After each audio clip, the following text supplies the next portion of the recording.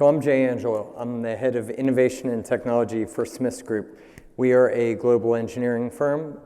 I'm also the general counsel of the largest operating division. We have 5. I'm the GC of one of them. So I'll talk today about the need to shape your own future during this digital transformation in law. So I'll tell you about 3 things that Smiths has done to try to do this. The first is Project Indio, which was a people solution. The second is Sequence, which is a design lab that we created. And the third is Tiempo, a legal operating system that we're still building.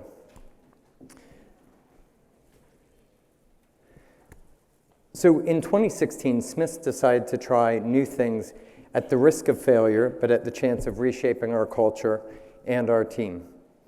We became a builder, not just a buyer of law tech. So corporate lawyers sit in the middle here, this privileged position between clients, law firms, and technologists. It's a pretty special position if that's how you imagine yourself. With this position, we should have a very strong industry voice, but it's a voice we really have to earn. I don't think we just get this. We have to earn it. So in 2016, we identified a market inefficiency. There are incredible elite legal talent on the sidelines like never before.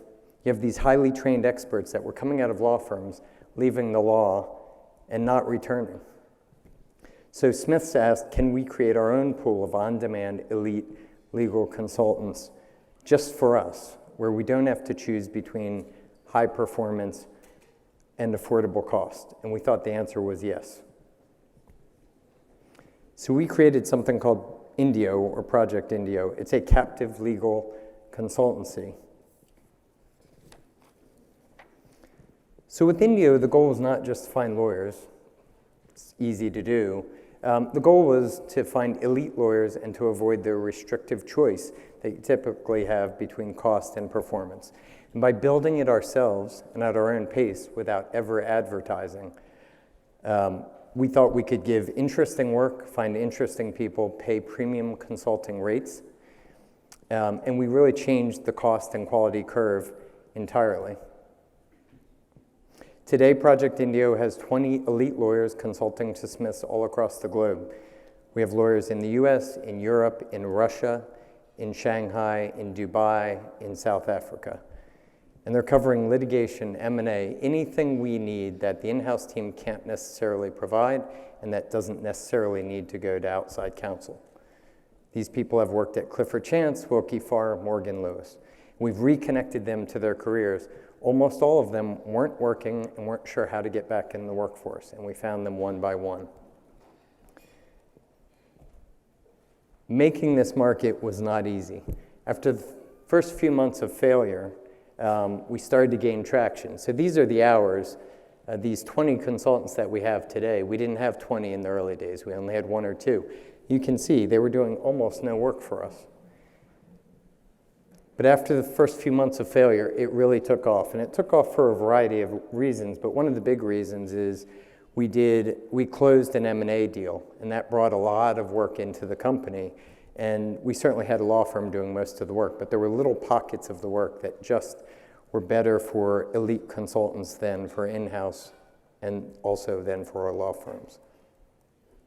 So building both sides of the market were very, very hard. We learned, though, that the real value in Project Indio was not the result. The real value was the process of building. That was what we learned from this. We had to find all the non-legal resources necessary to build something new.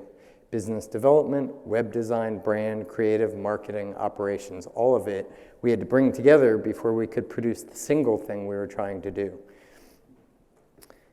So we then created Sequence Lab, because the idea was we had done all the hard work of finding all these people to help us build. Let's not let them disappear. So we built Sequence Lab, and we started working on other things and experimenting. We believe that we should build things not just for Smiths Group, but that we should really think about the whole market and build things for our peers as well. Because if you build for your peers and you get feedback from your peers, you'll end up building a much better product. So some of our additional projects are highlighted here. I won't go into any of them, I don't have time. And they haven't all worked, but we've tried different things. We've tried things in behavior, in automation, in culture, in time. But the main point here is building. It's the journey of building, not just buying.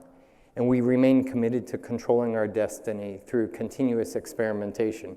We are buyers, and of course we'll always be buyers of law tech, but we think the mix of building and buying was very helpful to us in our journey. So the next thing I want to talk about, though, is something we learned while we were building, something bigger than any individual idea. We think, so this is a structure we all know. This is the pyramid structure. This is more or less what Smiths Group Legal looks like. So for those who are in an operation like Smiths Group, we sit in this pyramid, and the senior lawyers are managers, and they operate largely as the lawyers of last resort.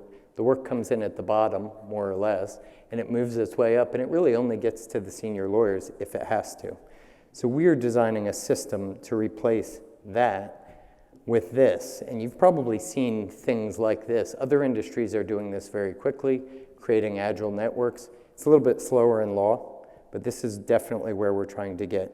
We think if you replace it with a high-tech system, which brings everybody together, increases performance, brings your outside counsel into the mix, brings technology into the mix, you can have a much more collaborative, flat network. Corporate lawyers are great decision makers, but they need data and they need time. And if you don't have those, you tend to want to sit at the top of the pyramid because you just don't have the time to make all the decisions that you otherwise could. And you also often don't have the information.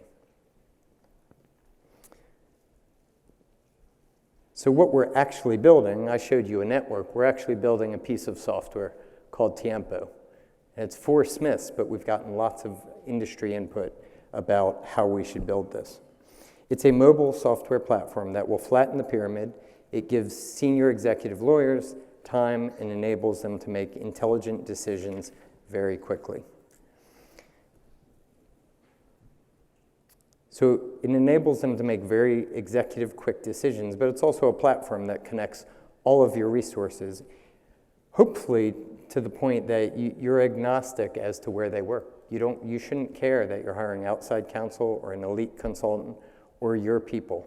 It should be the best person for the job, and if you can create a system that makes that easy, you can get away from sort of making that what is somewhat an artificial choice about where these people work and should they be doing the job. But data is absolutely the key.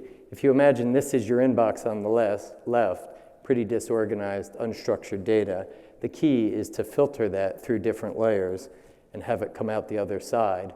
Only then would a GC or a senior lawyer really have time to deal with volume of problems instead of just the hairiest and most difficult problems at the end.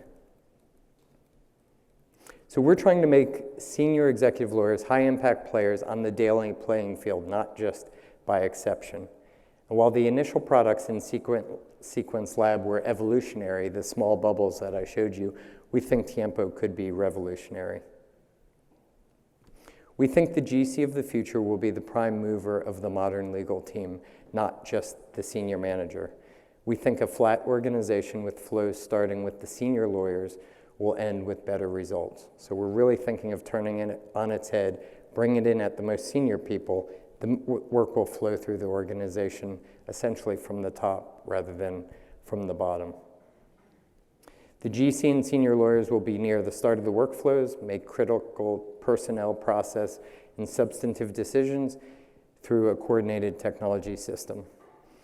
So I guess the thesis, cycling back to the start, the thesis of this speech is really we are all going to be buyers of legal technology. In fact, we all are today.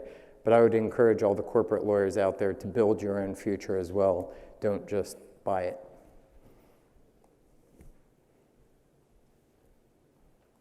Thank you.